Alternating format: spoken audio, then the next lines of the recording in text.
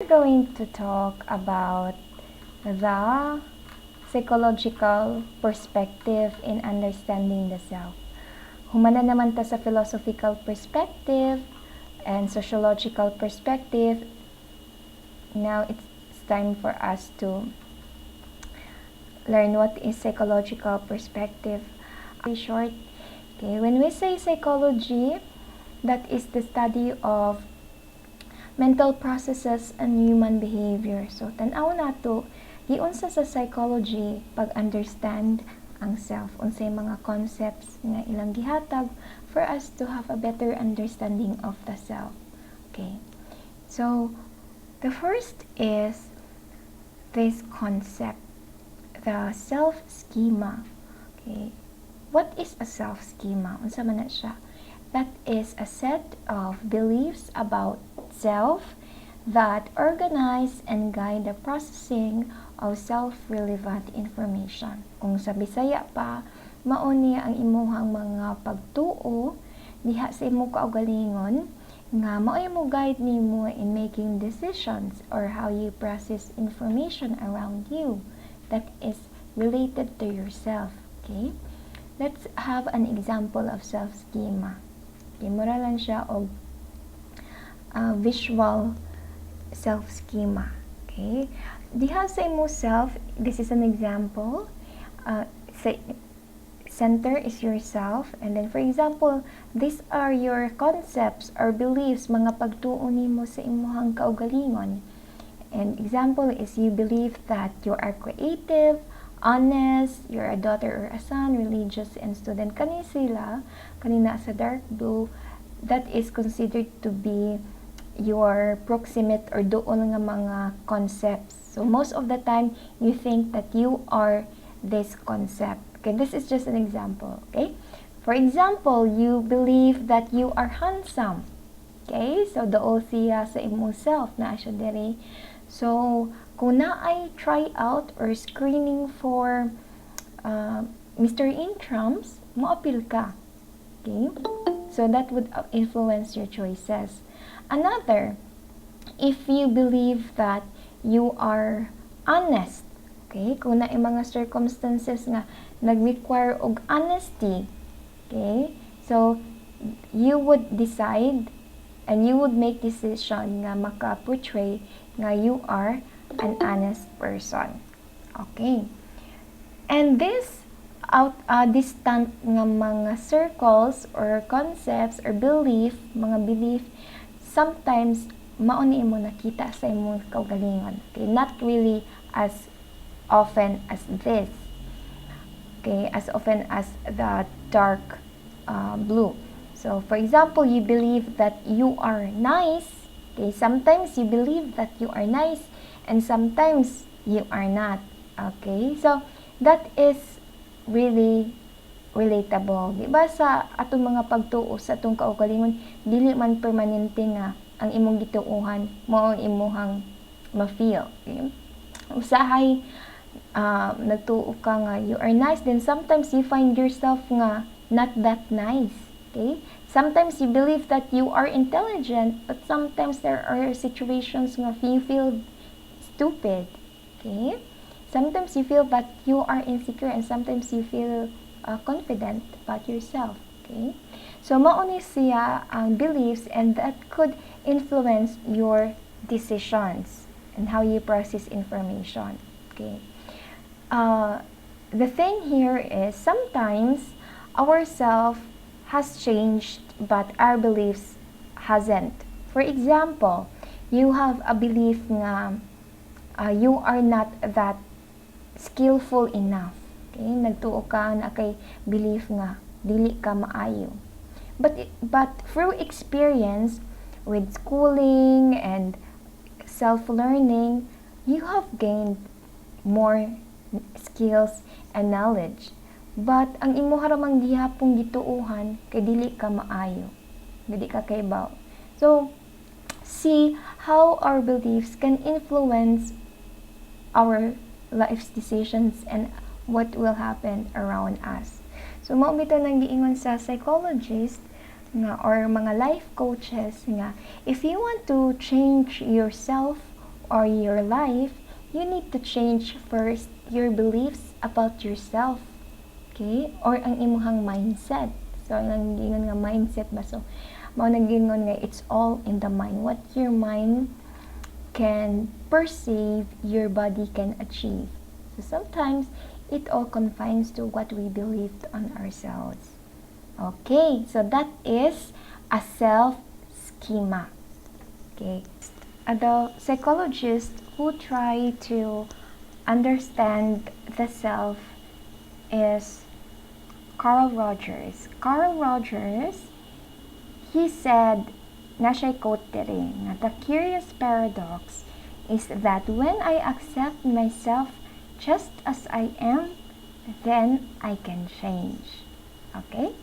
So this is very opposite to what commonly believed, because ang common belief kay we have to change first so that we can accept who we are. Daghang kaitang conditions nga gihatag sa atong kaugalingon usa nato ma-achieve ang acceptance or love nga atong gipangita. For example, you have this, moingon ka sa imong kaugalingon nga, oh, usa na nako dawaton akong self kung niwang nako, or usa na nako ma-accept akong kaugalingon kung na-achieve na ni nako, or successful nako, or naa ko'y uyab, or naanay mo love nako, usa na nako i-love akong self. But according to Carl Rogers, we need to receive that acceptance first so that you can change. Why? Kay kung imuhang i-change ang imuhang kaugalingon nga wala ka naka-accept kung kinsa ka, your change is attached to what other people think of you. Okay? For example, na ay common kaayo nga ang mga tao, or in Philippine culture right now, pop culture is common nga murag gwapo kay tan-awon ang naay Korean og dating, di ba? Because of a Korean influence into our culture, and then some would like to be like Koreans or like BTS, and then you want to change yourself to be like them for the sake of the acceptance or the admiration of others. So mao na imuhang focus, but eventually kana nga standard sa society, kana nga gusto or trend sa society, it will change from time to time. Eventually that trend will change, and then kung dili na siya uso, lahi na pud ang uso. Okay? So mo change na pud ka. Okay? So that kind of change, that is not healthy, because you are focused on other people's standards or the society standards. Okay? Wala ka na in touch sa imong own standards or own truth nimo. Okay? But when you have the full understanding of yourself or full acceptance of yourself, you can change in a healthy way. Kung if you have known kung kinsa ka or kung kinsang dili ka, then ang imuhang change is somehow attached to your own truth, okay? Not to the standards of the society, not to the dream of the society. Okay? So, si Carl Rogers, he has this term self-concept. Okay, mura na po ni siya self-schema. Unsa man ang self-concept? Self-concept is composed of these three elements: the real self, the false self, and the ideal self. What are these? Okay. First is ideal self. Ideal self is our vision of the self that we dream of becoming. Okay, kung unsa ang gusto nimong mahitabo sa imong kaugalingon, o sa gusto nimong i-achieve, mga goals and ambitions nimo. For example, the rich self, the thin self, the successful self. Okay. Next is the real self. The real self is the perception of who we really are. So, unsa imuhang panglantaw sa imuhang kaugalingon karon. Okay? And we need to consider that although this is called real self, but this is just the perception. So kung sa Bisaya pa, perception is panglantaw nimo sa imong kaugalingon karon. And we need to consider also that kana mga panglantaw nato sa tong kaugalingon are changing, mausab. Diba, usahay atong panglantaw sa atong kaugalingon kay we are not good enough. And sometimes we are nice or we are intelligent, and the next day you would feel not good about yourself. Okay, so it is changing. And sometimes our perceptions are not based on fact or sa kamatuoran. Na iusahay nga sayop atong mga panglantaw sa atong kaugalingon. For example, na imuhang gi-perceive imong kaugalingon nga dili nimo kaya ang usa ka task. Bisag wala pa nimo nakita kung unsa gid ang task, but you already concluded nga dili gini nako kaya. But eventually, you have successfully accomplished the task. Okay? Then nakaingon ka nga, ay sayop di ako ang panglantaw or pagtuon ako sa akong kaugalingon. Abi na ko dili na ko kaya, pero kaya din ako. So see, our perceptions are bounded on our self-schema at atong mga beliefs. Okay? Next is the false self. The false self is set of our values, feelings, and thoughts that are not our own. For example, societal standards and family standards. So we have to accept that we all have false self. Naagitay false self. Why? Because we are living in a society. We are part of the community and family, and each family has its own standard. Diba? Each community or society, we have standards, and we need to live by the rule, whether we like it or not. So, naa ang false self, and it's okay. It's okay to have false self, and it's very normal. Do not feel bad that you are having this false self. The false self is there to protect the true self. Ngano man, because not everyone can understand or can appreciate who we are. Okay? Or can accept who we really are. Okay? Pareha ni Vincent van Gogh. I think you are familiar with Vincent van Gogh. He was an artist. He was a painter of the Starry Starry Night and all other famous paintings. Pero during his lifetime, wala siya na-appreciate. He was living in poverty, and usa lang ka painting niya ang nasold, and his best friend kay murag ni betray niya or ni distant ni Vincent van Gogh, because Vincent van Gogh wanted to get close to his friend, and naasay depression siya, and sometimes he had this personality problems. Okay? So tungod ana sa iyang conflict niya sa iyang self, people are getting away from Vincent van Gogh, and to the point that he killed himself. Okay? So, after na pagkamatay ni Van Gogh, diha pa nasikat ang iyahang mga paintings.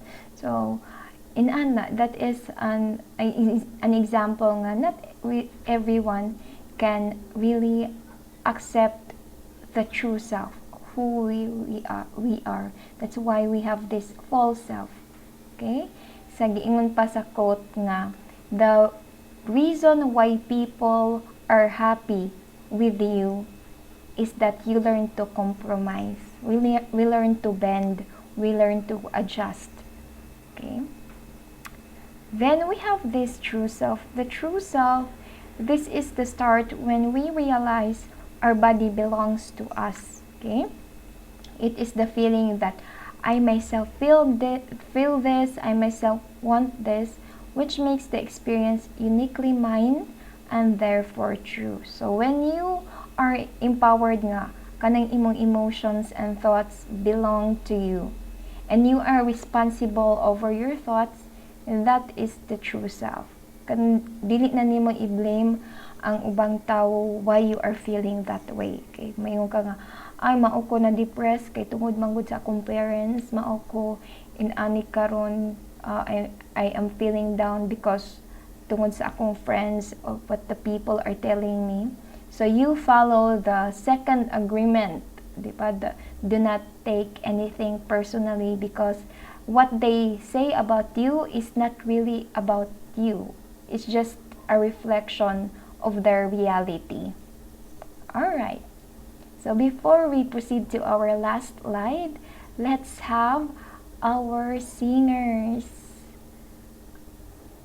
Let's have Clint Mark Fernandez. Okay, Clint Mark, what's your let's go. song for us? Clint Nico sunod, miss. Miss, Yes. naay mo insert, miss, si John Mendes, miss. John Mendez. Okay. Sure. Yoyo, Clint Mark Fernandez, ikaw na daw, yo. Asa na si Clint? Kanta mo, miss. Kuhan, miss. Ngiti ni mo, miss. Ngiti. Wow. Sige, let's hear it. Yan mo, miss. Hindi mo alam. Saan nagmamali. Tinamaan yata talaga ang aking puso. Dati akala ko'y mali. Di pa rin makan. Kanara, miss. Wow. Can you sing the chorus? Ang chorus de yoyo. Sige, miss. Sa iyong ngiti, ako'y nahuhumaling. At sa tuwing ikaw ay lalapit, ang mundo ko'y tumitigil. Ang pangalan mo, sinisigaw ng puso. Kanara, miss. Oh, wow. Makasmile man sa taana nga kanta. Maka-in love. Yeah, put ka. Grabe, mabayot ng bunta ni mo, yoyo. Oh my God, all mamay. Clint Nico, Thank you so much. Tin ka, miss, nas middle yan, miss. Nico, sabiya. Okay, Nico. Si Nico na. Nico. Okay.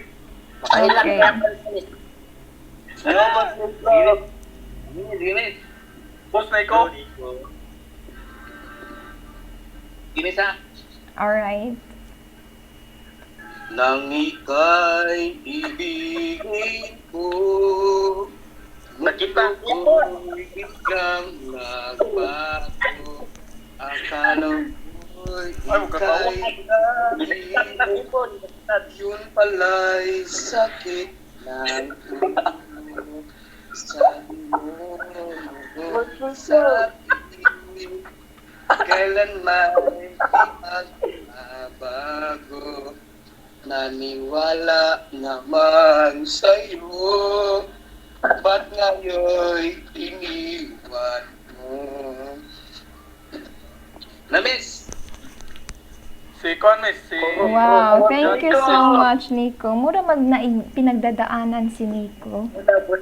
Si Aldrin ka, miss. Singer sa Okay. middle yan, miss. Oo, si Aldrin. Let's have Aldrin. Aldrin. Okay, Aldrin. Aldrin and then PJ. Okay, Aldrin. What's... Si Lindy, pang daw ko na miss, before ko. Okay, Lindy. Si Lindy pa daw miss, before ko miss. Okay. Yes, miss. Lindy Hart. Napagani... Humana na si PJ? Si Paul George, Pa miss. miss.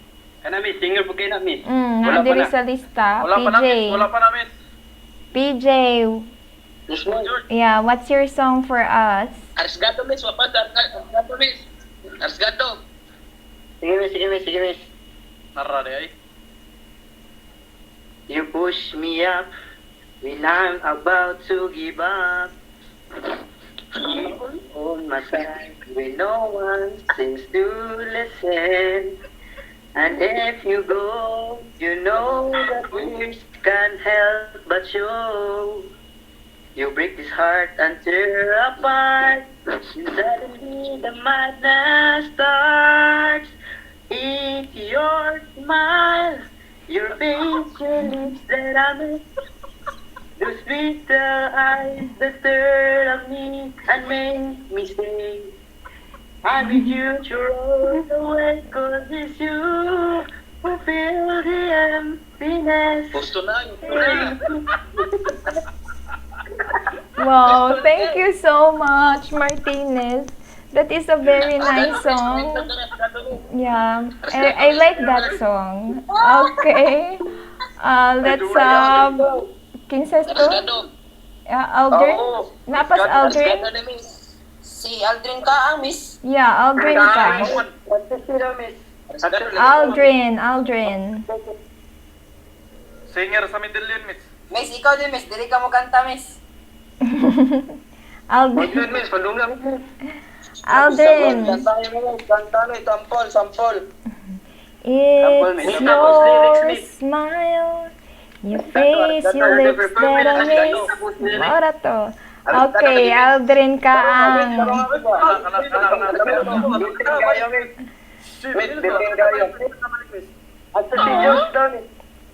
Aldrin? Asan na si Aldrin? Aldrin na. Asan na? Bitin kayo nito. Mura man to ako na ibawan. Basta nilain lang, guys. Pampagana sa adlaw. Arisgado lagi, miss. Arisgado, miss. Yeah. Bukalik tayo Arisgado, miss. Oh, Arisgado pod. Aldrin sa... Asan naman Aldrin? Lagi mo kanta, miss. Oh, Lindy Hart. Lindy Hart. Asa Lindy Hart? Miss mo ko, ilang heart isa, ano man, miss. Sige, Lindy Hart, what's your song for us? Arisgado lagi, miss. Arisgado. Og Arisgado. Arisgado. Asa naman sa Arisgado? Arisgado. Oh, Aldrin. Naanas Aldrin. Aldrin. Sige na.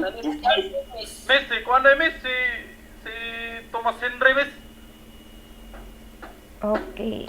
Sige, ready na sa Aldrin sa... Okay, what's your song for us, Aldrin? Arisgado sunod, miss. Wala lang, miss, home lang, miss, home. Okay. Sige, let's have it. Kang Michael Bapol. Yes. Alright. Pamina lang mo sa lyrics, last tingog.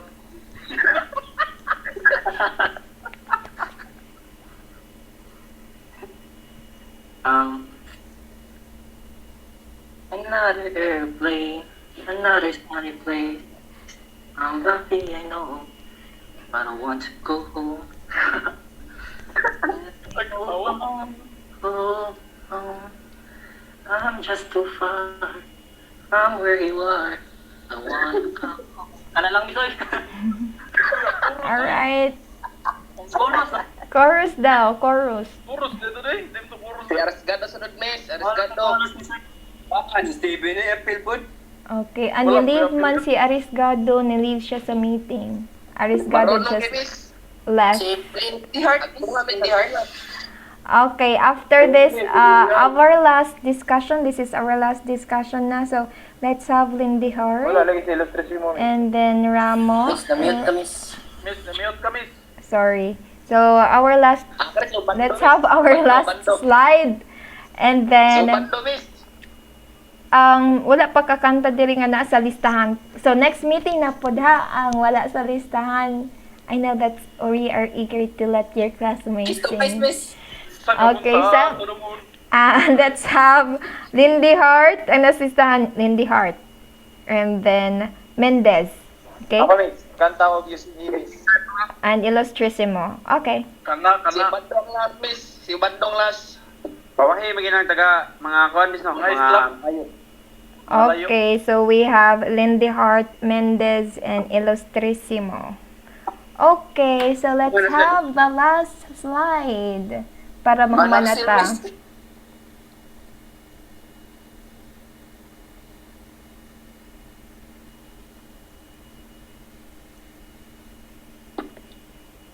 Okay, this is the last slide. Let's look at how the ideal self and real self relate to each other. Okay, so kung small ang gap, di ba ang ideal self mauman to ni ang imuhang ambition or what you want to become, and then the real self, your perception of who you are. If small ang ihang gap, that means you have good self-esteem. For example, you want to be having a nice body, nindot imuhang lawas or fit body. And then right now, you are working towards that ideal self. Maybe you have exercise every day or thrice a week, and then you eat healthy foods. So you are having this good self-esteem. Okay, and what is this poor self-esteem? It means that the ideal self is far from the real self. For example, your ideal self is gusto kang mahimong excellent student. Okay, you want to be maybe a dean's lister or an excellent student. And your self right now is you are having low grades from your subjects. Okay? So, medyo layo ang imuhang ideal self o ang imuhang real self. Okay? That's why you are having this poor self-esteem. Okay? Or bati imong pananaw sa imong kaugalingon. How can we have good self-esteem? Okay? First is you need to work on your real self. Okay, you work on the things or you have magplano ka unsa imong action para ma-achieve na nimo ang imong ideal self. The second is ang imuhang i-change ang imong ideal self. For example, gusto ka mahimong dean's lister pero medyo layo ang imong grado, ang imuha na lang ideal self is naa kay average of 2.0, okay, across subject. So, doon na lang siya sa imuhang real self. Okay, so that is the relationship. Now, let's go to congruence. Unsa man ang congruence? Mao ni ang kasagaran for the psychologist considered to be a healthy person. Psychologically healthy person. Okay? Daghang nag-aim to have this congruence nga self. How can we achieve that? There is no order here. This can be in random. Ang mga components kay increased self-acceptance. When you learn to accept who you are and who you are not, when you learn to accept your mistakes, your failures, your regrets, and then there is no denial over that, then that is self-acceptance. Okay? Kay baw ka mo embrace sa imuhang flaws. Okay? Imo na lang ihimong joke ang imuhang flaws, then that is self-acceptance. Okay? Acceptance is considered to be the greatest healer. Okay? Because there are things that we cannot change. Daghang butang nga mahitabo sa atong kinabuhi nga wala ta nag-expect nga mahitabo di ay. And all we can do is to accept that. Okay? Next is self-expression. You learn to express your true self without the fear of being judged. Kanang dili ka mahadlok ka i-judge ka sa ubang tao. Okay? For example, you want to sing and then bisag dili ka kay bawo mo kanta, gikatawan ka sa imong classmate, but that's okay. At least dali pa imong classmate. Dili ka daling mabuli kay wala man kay gi-prove. Okay? Ang kana ko nung daling mabuli kay kana ko ng mga tao nga gustong mo prove sa abang tao. So, if you have nothing to prove to others, you are doing it because you are enjoying it, then that's okay. You can sing or dance like no one is watching. Sa giingon pa ni Mark Twain nga, dance like no one is watching, sing like no one is listening, love like you've never been hurt before. Okay, so that is self-expression. What you want, you express it in a manner that without the fear of being judged. Okay, next is reduced defensiveness. Reduced defensiveness means that you don't need to deny your weaknesses or your failures or your vulnerability. Okay? You embrace your weakness. You embrace your insecurities. We all have insecurities. We all have problems and weakness. We all have our piece of shit. But the best thing to deal with it is to approach it in a manner that you embrace yourself without defenses. Usay man gud atong i-deny nga ay wala man ko nasakitan, ay wala man ko na hurt, wala man ko insecurities. So because we really want to be seen as perfect, di ba? In society where being perfect is being admired, nga we admire perfection, that we don't like to be seen as weak or imperfect or having these flaws. So we aspire perfections all the time. But when we have these mistakes, dili ta mo makadawat or dili nato ipakita, we kept on denying it. Okay? That's why na ay uban nga they have this superiority complex nga they want to be seen as perfect. Okay? At all times they want to have good grades or perfect score in all aspects sa school or sa family. They want to be seen as perfect because deep inside, when they are alone, they can see their imperfections and they cannot deal with it. Okay? The best way to deal with it is to sit with their imperfections, embrace it, because that is the part of being human. We can never be perfect. Although we did our best, but we cannot please everyone at all times. Okay? So there is no sense of denying it. All you have to do is to accept it. Okay? Next is increase openness. When you are open to life, when you are opening yourself to challenges, dili nimo dikayan ang mga obstacles nga nahitabo nimo sa imong kinabuhi, because that is room for your growth. And then kung unsa man ang mga nahitabo nimo, you embrace it with open arms, open heart. Okay? Maybe you can join the intrams, or maybe you can join your classmates having fun, or you can sing whenever you are called to sing, or you can ask someone to go for a date. Yeah, that is openness without any much expectation. Kung ma-fail ka, and that's okay. Okay, at least you learn something from it. Okay. Next is increased self-awareness.